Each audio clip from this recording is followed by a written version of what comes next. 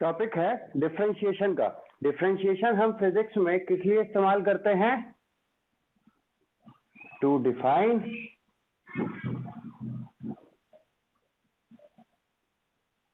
Rate of change, है ना। For example velocity क्या होता है? By definition rate of change in displacement with respect to time होता है। तो इसको लिखेंगे कैसे डिफरेंशिएशन के टर्म्स में? ये लिखाएगा D by D T of S. क्योंकि वेलोसिटी वेक्टर होता है इसलिए इसके ऊपर एरो साइन भी यहाँ लिख सकते हैं। सिमिलरली एक्सेलरेशन जो होता है वो होता है rate of change in velocity with respect to time. तो इसको हम कैसे लिख सकते हैं? इसको हम लिख सकते हैं डिफरेंशिएशन के टर्म्स में d by D T of v. Acceleration भी वेक्टर होता है इसलिए वी के ऊपर एरो साइन लगा दिया। इसमें किसी को कोई दिक्कत है?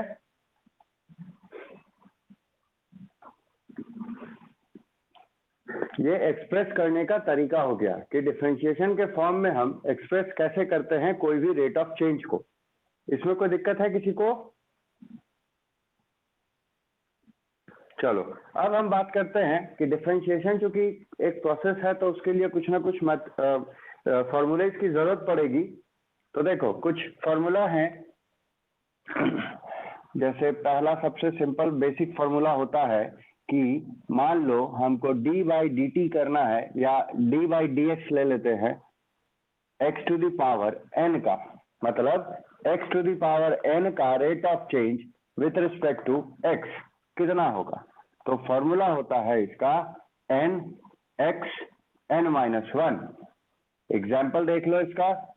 अगर हमको डिफरेंशिएशन करना हो x to the power six का तो एन की वैल्यू क्या हो गई? सिक्स। तो ये हो जाएगा six x six minus one, मतलब सिक्स एक्स फाइव। अगर हमको डिफरेंशिएशन करना हो x to the power minus eight का तो क्या होगा? एन की वैल्यू हो जाएगी माइनस वन। तो हो गया n x to the power n minus one, मतलब माइनस एट एक्स और माइनस एट माइनस वन क्या होगा? माइनस नाइन हो जाएगा। ठीक है, क्लियर है ये चीज? पहला फॉर्मूला। पहला फॉर्मूला क्लियर है?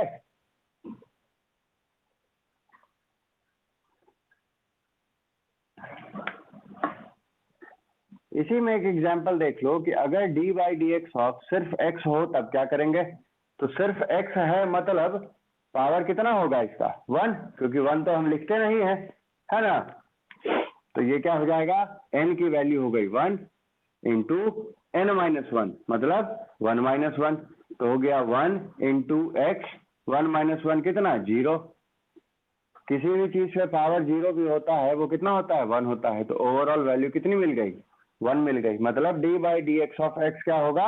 वन होगा। Similarly d by d y of y कितना होगा? वन होगा।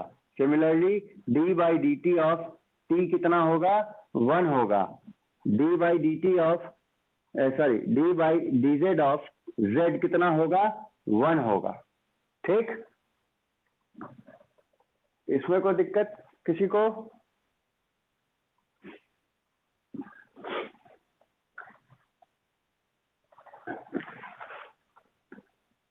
तो चलो हमको मेन जरूरत इसी फॉर्मूले का पड़ेगा। और भी बहुत सारे फॉर्मूले होते हैं जिनको जहां जैसा जरूरत पड़ेगा हम लोग वैसा पढ़ते चलेंगे। इस फॉर्मूले की मदद से देखो कि वेलोसिटी कैसे डिफाइन होता है, क्वेश्चन कैसा दिया हुआ होगा, तो इसको थोड़ा ध्यान से समझना।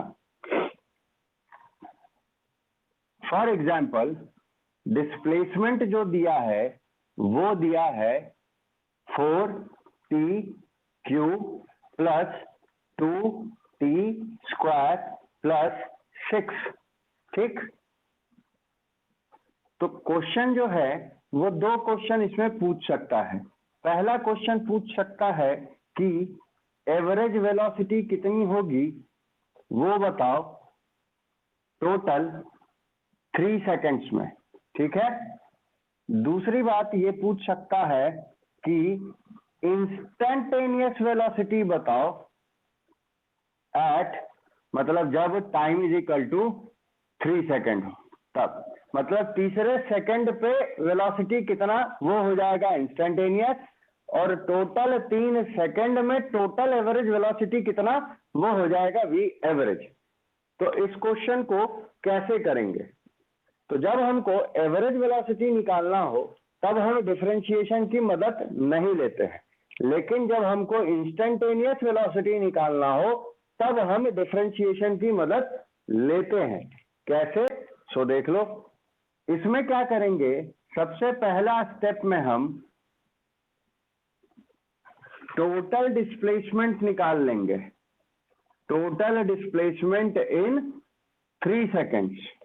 3 सेकेंड बोला है ना, तो वो कैसे निकल जाएगा? तो वो चुपचाप t की वैल्यू जो है वो 3 रख दो इस इक्वेशन में, तो हो जाएगा 4 इंटू 3 का क्यूब प्लस 2 इंटू 3 का स्क्वायर प्लस, यहाँ तो t है नहीं तो सिर्फ 6 रहेगा। तो क्या हो जाएगा, पहला टर्म हो गया 4, 3 का क्यूब था ना, तो 3 तिया 9, 9 तिया 27, 4 इंटू 27 हो गया, फिर 2 इंटू 9 हो गया और 6 है, तो ये कितना हो जाएगा, 7 चौक 28, 2 4 दूनी 8, 2 10, 108, 18, 6, तो हो गया 8 8 16, 16 6 22, 2 1 1 है ना, तो कितना हो जाएगा, ये 2 कैरी था तो 3 बचेगा है ना, और ये 1 ही है। तो 132 मीटर जो है वो क्या मिल गया हमको, टोटल डिस्प्लेसमेंट मिल गया इन टोटल टाइम 3 सेकेंड। तो इसीलिए एवरेज वेलोसिटी क्या हो जाता है, total displacement by total time.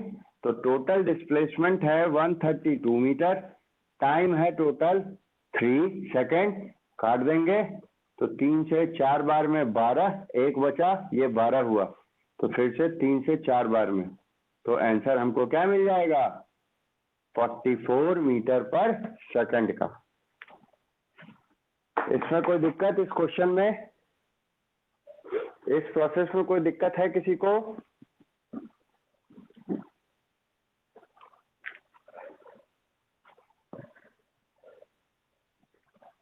इसमें कोई दिक्कत है किसी को?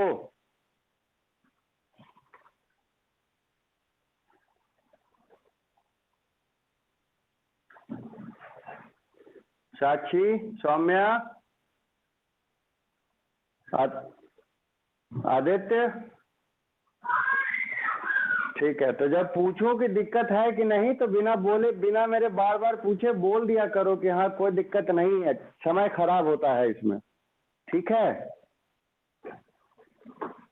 तो ये वाला जो है वो पार्ट क्वेश्चन का 2 हिस्से में बन जाएगा। पहले हिस्से में हम टोटल डिस्प्लेसमेंट निकाल लेंगे डिस्प्लेसमेंट के इक्वेशन में टाइम पुट करके, है ना, और फिर दूसरे बार में हम क्या करेंगे, एवरेज वेलोसिटी का फॉर्मूला पुट कर देंगे, total displacement by total time, answer आ जाएगा। लेकिन इंस्टेंटेनियस वेलोसिटी निकालना हो तब हम क्या करेंगे, तो सबसे पहले हम डिफरेंशिएशन की मदद लेके वेलोसिटी निकालेंगे। तो वेलोसिटी क्या होगा, d by D T of S होता है, मतलब d by D T of S की वैल्यू क्या हो जाएगी, ये इक्वेशन आ जाएगा, 4t cube plus 2t square plus 6, है ना। तो ऐसे क्वेश्चन में हम क्या करते हैं कि जो तीन टर्म्स हैं यहाँ पे, 1 2 3, तीनों को हम अलग अलग डिफरेंशिएट करते हैं। कैसे? तो देखो, डी बाई डी टी एक बार होगा किसका, 4t क्यूब का, फिर डी बाई डी टी होगा किसका, 2t स्क्वायर वाले टर्म का, फिर डी बाई डी टी होगा किसका, 6 का, D by D T of 6, है ना। और फिर चूंकि इनके बीच में साइन क्या था, प्लस का, तो सिंपली जोड़ देंगे। ठीक है। अब यहाँ पे क्या करेंगे, देखो इन टर्म्स में 4 कांस्टेंट है, 2 कांस्टेंट है, मल्टीप्लाई में है टी स्क्वायर के साथ, यहाँ 4 मल्टीप्लाई में है, और ये तो पूरी कांस्टेंट ही है, वहां वेरिएबल जो है टी वो है ही नहीं। तो देखो पहले हम क्या करेंगे, इस 4 को बाहर ले लेंगे, तो अंदर बच जाएगा D by D T of T cube, फिर यहाँ 2 बाहर आ जाएगा, अंदर क्या बचेगा, D by D T of T square. और देखो ये तो सिर्फ कांस्टेंट है, तो 5 का वैल्यू कभी बदलता है समय के साथ, हाँ या ना, 10 का वैल्यू बदलता है समय के साथ, नहीं, मतलब कांस्टेंट जो है वो चेंज ही नहीं होता है समय के साथ, उसकी वैल्यू हमेशा फिक्स रहेगी। तो जब समय के साथ चेंज ही नहीं होगा तो रेट ऑफ चेंज कहाँ से होगा, है ना। तो कांस्टेंट का रेट ऑफ चेंज क्या होता है, 0 होता है। तो कांस्टेंट टर्म का डिफरेंशिएशन नहीं होगा, मतलब उसका रेट ऑफ चेंज डिफाइन नहीं होगा, वो क्या होगा, 0 होगा। इसमें कोई दिक्कत, इस स्टेप में किसी को कोई दिक्कत,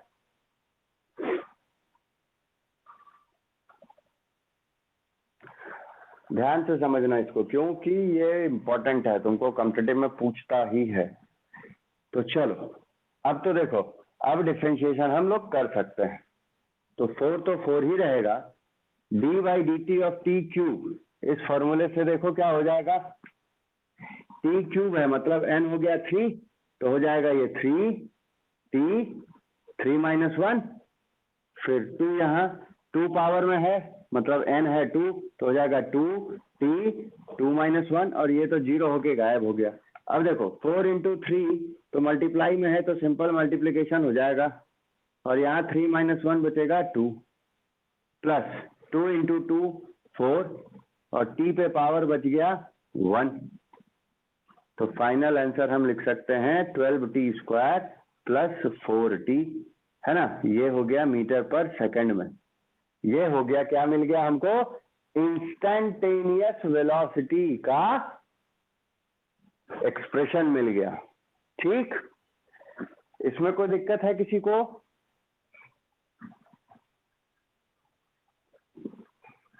सारा बच्चा, आदित्य, ठीक।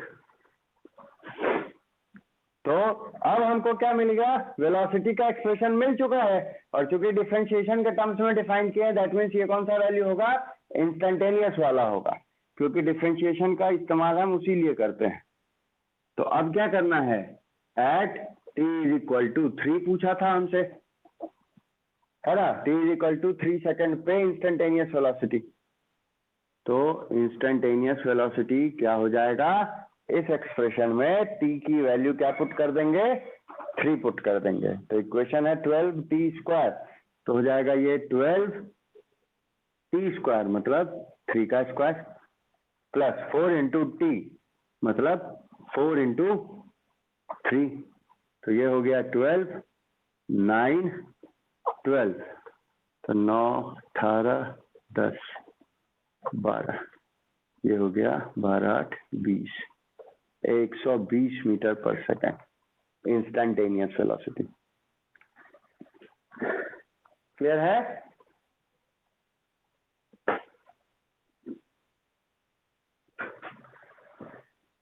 तो इस तरीके से हम लोग average velocity and instantaneous velocity define करते हैं अगर क्वेश्चन में डिस्प्लेसमेंट की इक्वेशन कुछ ऐसी दी हुई हो और टाइम की वैल्यूज दी हुई हो तब।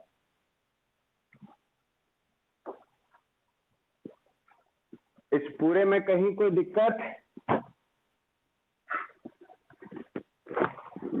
चलो इसका स्क्रीनशॉट ले लो तुम लोग ताकि नोट करने में आसानी हो। ले लिया?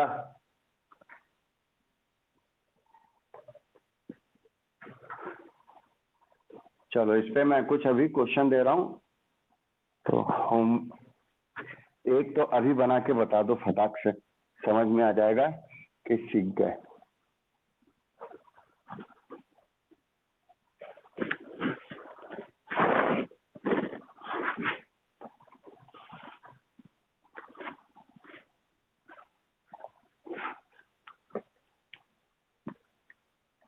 देखो क्वेश्चन दिया है कि अगर डिस्प्लेसमेंट 4t² प्लस 6 है तब एवरेज वेलोसिटी बताना है।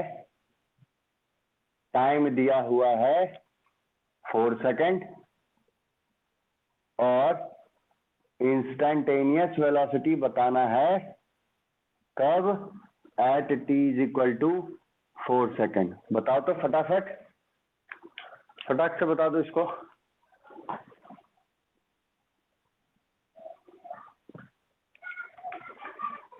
इक्वेशन यही दिया है, सिंपल सा, जल्दी से बना लो, आधा मिनट में बन जाना चाहिए।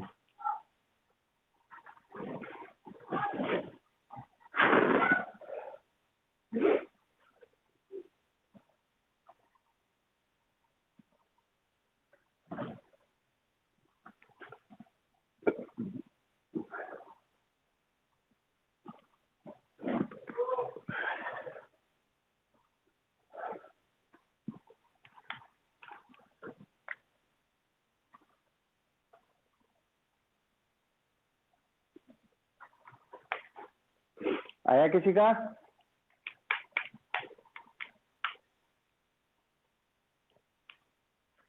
इंस्टेंटेनियस जल्दी, दोनों एक साथ निकालो तब बोलो।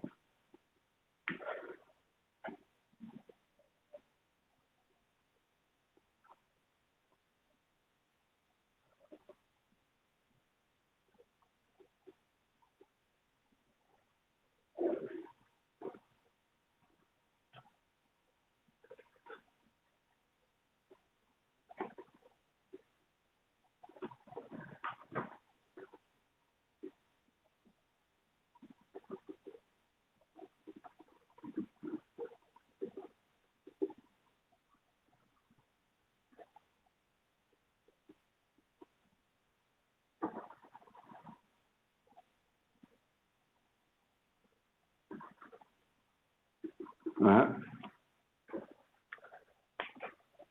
32 आएगा इंस्टेंटेनियस। इसका डिफरेंशिएशन करेंगे ना। इंस्टेंटेनियस आया किसी और का 32? अच्छा, मेधा, सौम्या आ गया 32? साक्षी तुम्हारा बाबू?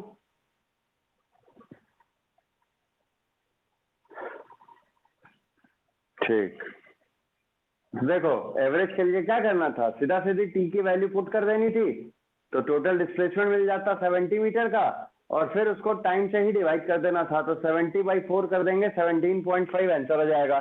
इंस्टेंटेनियस के लिए डिफरेंशिएशन करने की जरूरत है पहले, तो 4 का तो होगा नहीं, 4 बाहर आ जाएगा, मल्टीप्लाई में है, सिर्फ होगा t² का।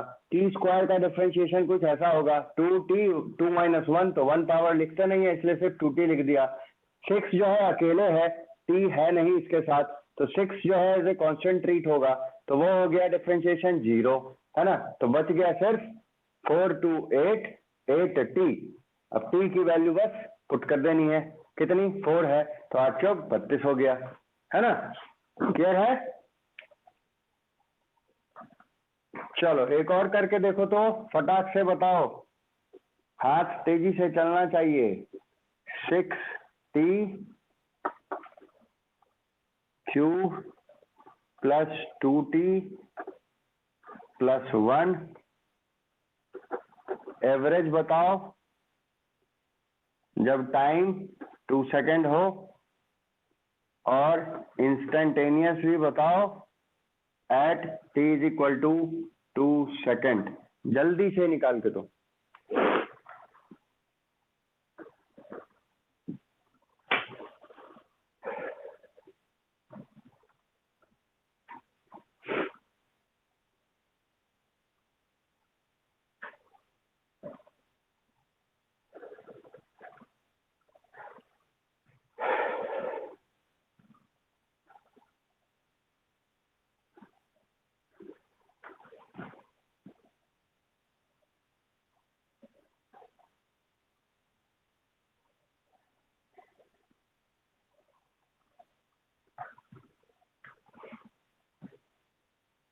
दोनों आंसर आ जाए तब बोलना कोई।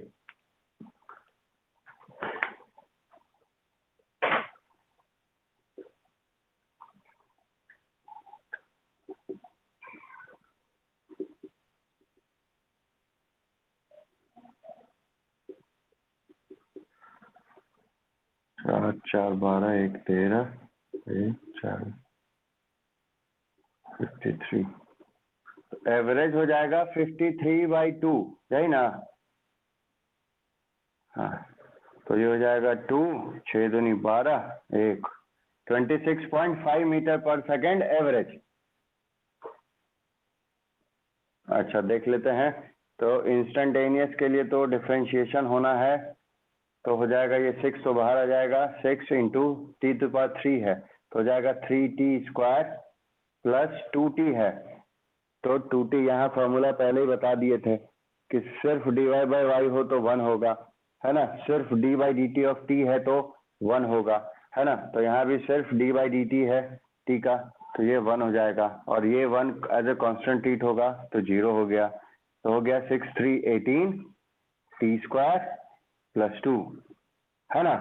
तो अब क्या पुट करना है, t की वैल्यू पुट कर देनी है, तो 2 4 हो गया, है ना? इसको मल्टीप्लाई कर लो,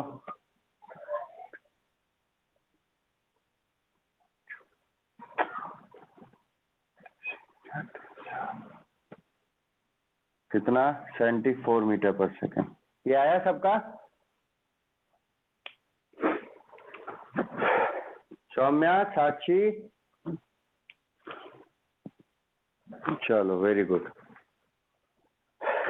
तो डिफरेंशिएशन की मदद से हम कुछ इस तरह से इंस्टेंटेनियस वेलोसिटी कैलकुलेट करते हैं, ठीक है?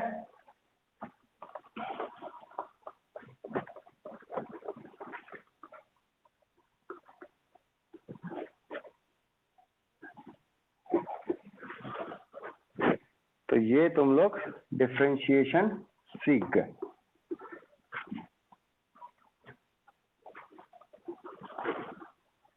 अभी डिफरेंशिएशन में सिर्फ उतना ही बताया है जिससे तत्काल काम हो जाए फर्स्ट चैप्टर का, ठीक है? फिर जहां जहां जैसा जरूरत पड़ेगा वैसा वैसा बताते चलेंगे। तो अभी जो सीखे हैं उसके ऊपर मैं कुछ होमवर्क लिख रहा हूँ, उसको नोट डाउन कर लेना।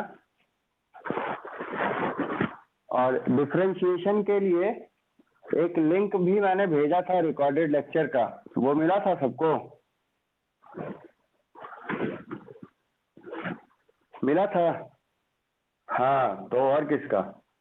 हाँ, तो अब उसको देखना, उसमें और भी बहुत कुछ है दिया हुआ।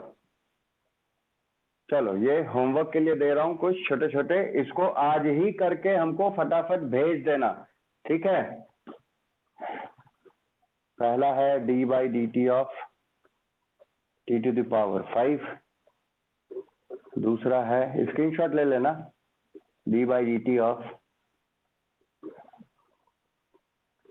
t inverse 3, d by D T of 1 by t to the power 5 d by dt of 5t6 d by dt of 4d cube plus 6 d by dt of 6t square plus 2t minus 2 equals to हाँ 4t cube plus 6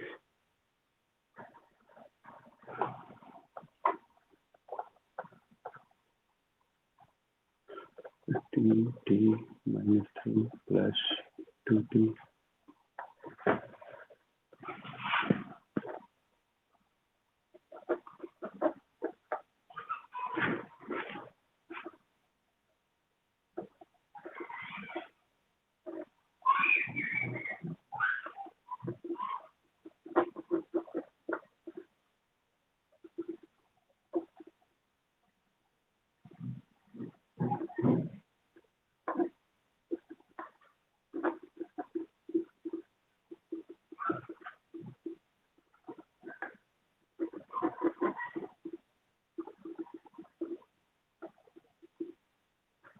ठीक है। इसका screenshot ले लो homework के लिए। ले लिया?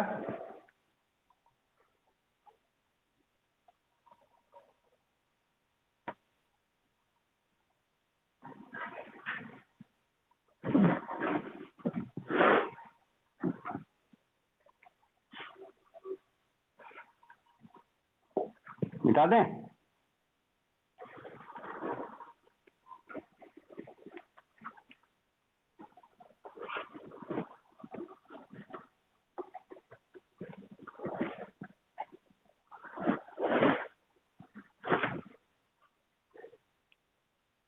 अब देखो अगली प्रोसेस है तुम्हारी, वो डिफरेंशिएशन से भी ज्यादा इंपॉर्टेंट है। डिफरेंशिएशन अगर 5 जगह यूज होगा तो इंटीग्रेशन तुम्हारा 15 जगह इस्तेमाल होगा। तब सोचो कि कितना इंपॉर्टेंट है। और डिफरेंशिएशन का ये थोड़ा उल्टा होता है, इसीलिए ओपन माइंड से पढ़ना है। इंटीग्रेशन, तो देखो इंटीग्रेशन का इस्तेमाल पहले कहाँ होता है वो हम समझ लें।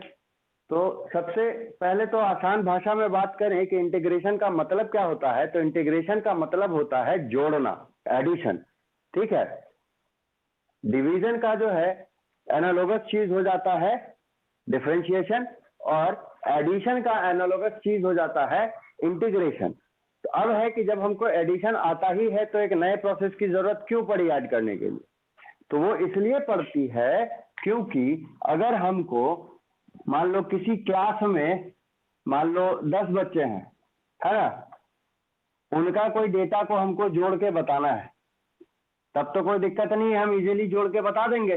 लेकिन अगर कहीं पे जैसे सीबीएसई का रिजल्ट अनाउंस होना है, उसके पास मान लो 5 लाख बच्चों का डेटा है ना, तो इनको कैसे जोड़ेंगे? तो ये तो बहुत बड़ा इंफॉर्मेशन हो जाता है ना।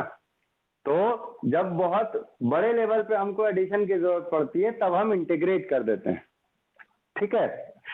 या बिल्कुल सटीक टू द पॉइंट बात करें कि इंटीग्रेशन क्या होता है, तो जब हमको इनफाइनाइट वैल्यूज ऑफ इंफॉर्मेशन को ऐड करना हो तब हम इंटीग्रेशन प्रोसेस का इस्तेमाल करते हैं। कब करेंगे? जब इनफाइनाइट नंबर, मतलब इतने ज्यादा हैं कि हम उनको काउंट भी ना कर सकें, उनको अगर हमको ऐड करना है तब हम इंटीग्रेशन प्रोसेस का इस्तेमाल करते हैं। ठीक है। तो इंटीग्रेशन का सिंबल कैसा होगा वो देख लो। मान लो हमको करना है integration of x with respect to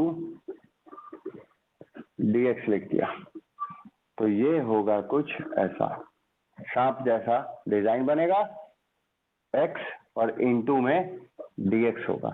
इसी को हम क्या पढ़ते हैं? Integration of x with respect to this. ठीक है, अब है कि इसमें भी कुछ फॉर्मूले होंगे, तो सबसे मेन फॉर्मूला है तुम्हारा भाई पहला वाला जो डिफरेंशिएशन में है, integration of x to the power n dx। इसका जो वैल्यू होता है यहाँ पे जुड़ता है और मल्टीप्लाई नहीं डिवाइड होता है, मतलब पावर में एक जोड़ेंगे और यहाँ चढ़ा देंगे और साथ ही साथ डिवाइड भी करेंगे। ठीक है, तो एग्जांपल से समझ लो इसको। मान लो हमको इंटीग्रेशन करना है x to the power 2 dx का, तो कैसे करेंगे? तो 2 है पावर में, तो 2 + 1 / 2 + 1 क्या हो जाएगा? x3/3।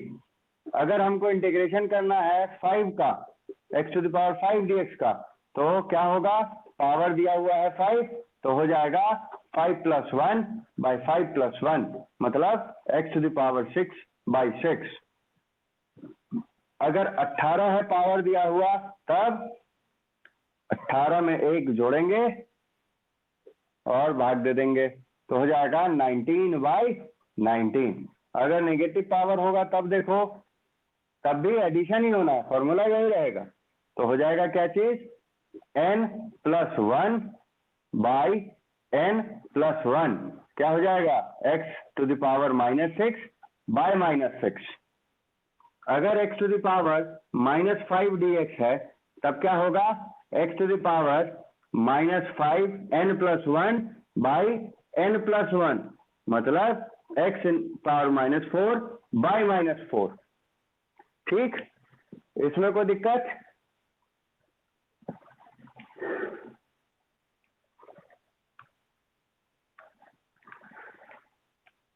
चलो, अब मान लो कि सिर्फ dx दिया है, तब इसको ध्यान से समझना, ये जरूरी है।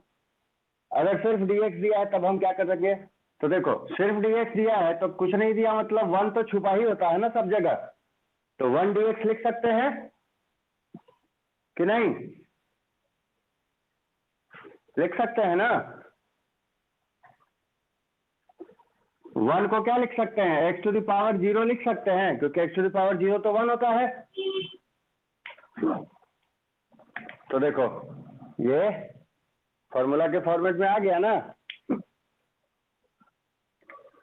तो x टू द पावर हमको क्या है? 0 है, तो x to the power 0 n + 1 / n + 1 कितना हो जाएगा? 1/1। तो इसको सिर्फ क्या लिख सकते हैं? x लिख सकते हैं। तो सिमिलरली dy का इंटीग्रेशन जो है y हो जाएगा, dz का इंटीग्रेशन z हो जाएगा।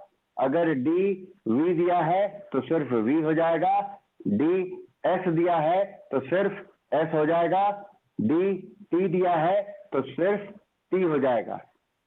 ठीक है, इसमें कोई दिक्कत? चलो, अब इसमें झंझट है। इसमें आंसर जो है वो तो x के टर्म्स में है ना, सब वेरिएबल है ना, फिक्स वैल्यू तो है नहीं। अब x का क्या वैल्यू होगा क्या पता? नहीं ना पता है,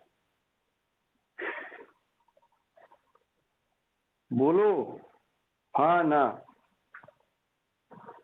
x की वैल्यू नहीं पता ना,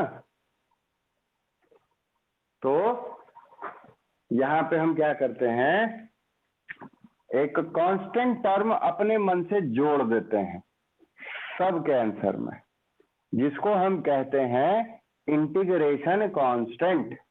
क्या कहते हैं? Integration constant. इसका कोई वैल्यू नहीं होता, ये सिर्फ ऐसे ही लिख देते हैं। डेली लाइफ के एग्जाम्पल पे समझना चाहो तो किसी के घर पे दूध देने वाला आता है जो डब्बे से नाप के दूध देता हो?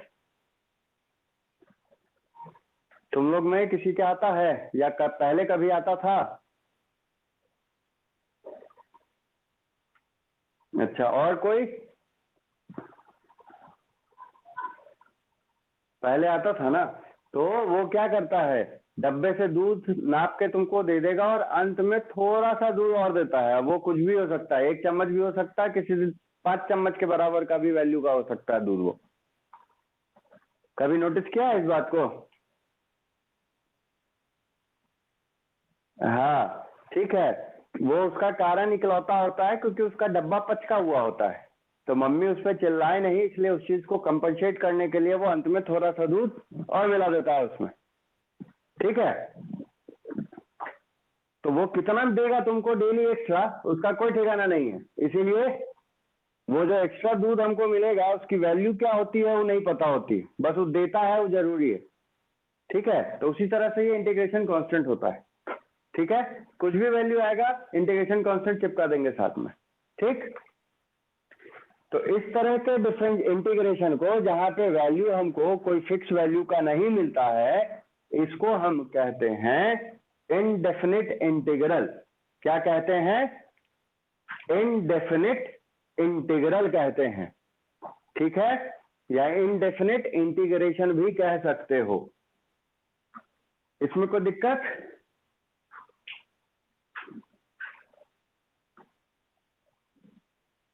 चलो स्क्रीनशॉट इसका भी लेके रख लो। ले लिया सबने?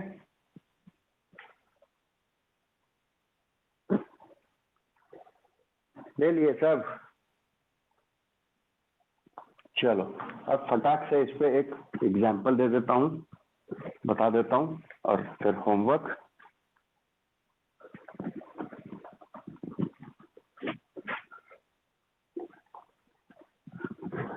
अगली क्लास तुम्हारा बहुत इंपॉर्टेंट रहेगा, उसमें बहुत कुछ पढ़ेंगे, तो थोड़ा फ्रेश माइंड होना मंडे को। देखो एग्जाम्पल है कि हमको इंटीग्रेशन करना है 4x3 प्लस 2x प्लस 6 का, ठीक, और dx का। तो कैसे करेंगे? तो देखो ऑब्वियसली सबका अलग अलग करेंगे, मतलब 4x क्यूब का अलग, dx आ जाएगा साथ में, प्लस 2x का अलग से होगा, dx आ जाएगा साथ में, प्लस 6 का अलग से होगा, dx आ जाएगा साथ में। तो क्या है, 4 और 2 और 6 तो कांस्टेंट्स हैं, बाहर आ जाएंगे। अंदर क्या बचेगा? x क्यूब dx, यहाँ 2 बाहर आएगा, अंदर क्या बचेगा? सिर्फ x dx। 6 बाहर आ जाएगा, अंदर क्या बचेगा? सिर्फ dx। तो देखो 4x क्यूब है तो क्या हो जाएगा?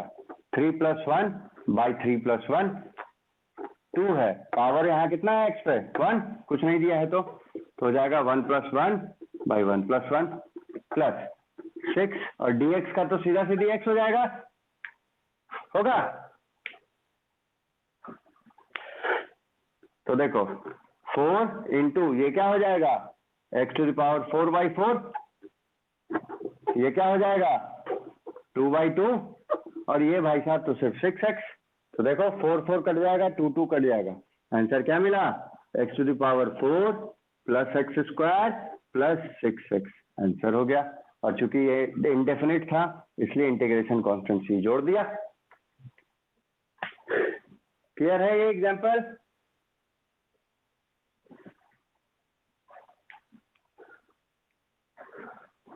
चलो तो इस पे भी कुछ होमवर्क दे दे रहा हूँ, अभी बना के भेज देना, ठीक है? अभी तो कोई क्लास नहीं है ना इसके तुरंत बाद, 1 से 2 के बीच में, कि है? अभी कोई क्लास है किसी की भी? मेधा तुम्हारी? अरे सोना नहीं है, गुनगुन, साक्षी, सौम्या, क्लास है अभी इसके बाद? अच्छा 2 बजे से है ना? ठीक है, तो जिसका क्लास अभी नहीं है वो फटाफट इनको सॉल्व करके भेज ही देना, क्योंकि तुरंत पढ़े हो, 2-4 घंटे भी लेट करोगे तो भूल जाओगे, और प्रैक्टिस कर लोगे होमवर्क बना के तो सही रहेगा, याद हो जाएगा फिर। ठीक है, समझे मेरी बात?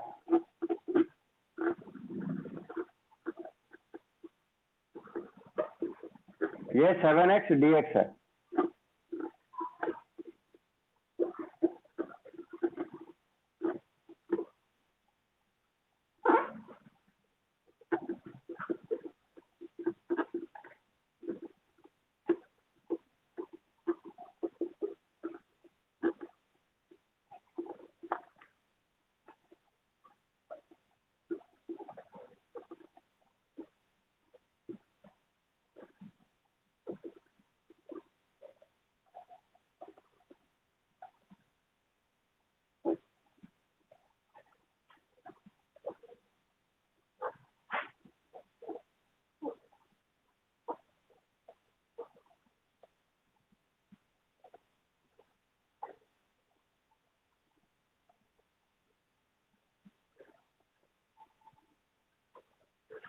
और एक लास्ट 9वां नंबर।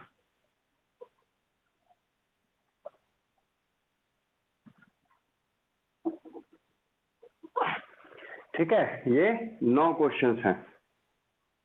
तो इंटीग्रेशन और डिफरेंशिएशन दोनों में कुछ कुछ क्वेश्चन दिए हैं अभी बनाने के लिए। फटाफट बना के हमको व्हाट्सएप कर देना ताकि हम चेक कर सकें, और जिसका जो कहीं गलती अगर होगा तो हम तुरंत बता देंगे।